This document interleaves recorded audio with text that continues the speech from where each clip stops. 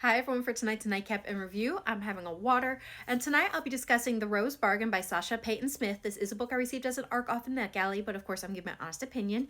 These are the tropes. And there were no content warnings listed in the book, but these are things I came across to make you aware of what you'll come across if you choose to read this book. My rating for this book is 4.5, so what's it about?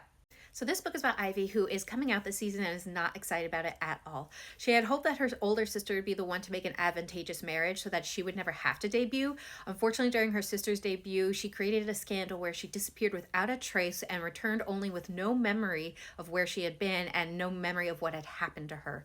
That, combined with the family's dwindling fortune, has made them social pariahs. However, with titles still in hand, they hope that will be enough for their younger daughter, Ivy, to make an advantageous marriage to save their situation.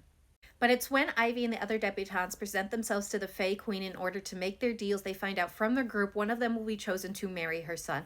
While she thinks she has no shot at winning, Ivy signs her name in blood to join the competition, but surprisingly she ends up being a front runner and catches the prince's eye.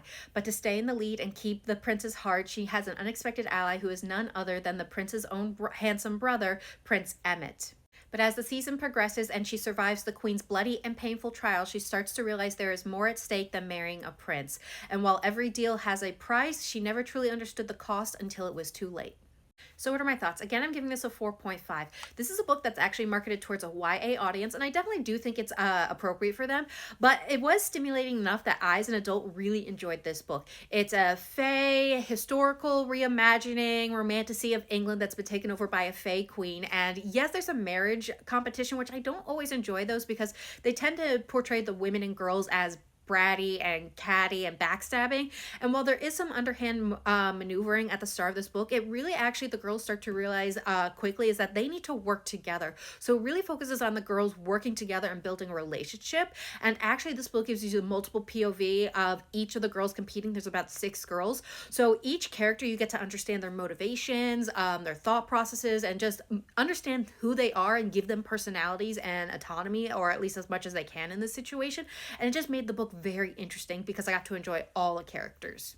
Now, something else I really enjoyed about this book was the relationships, not just the relationship between the girls in the competition, how they have to come together, like I said, to survive, but also the relationship between Ivy and her sister.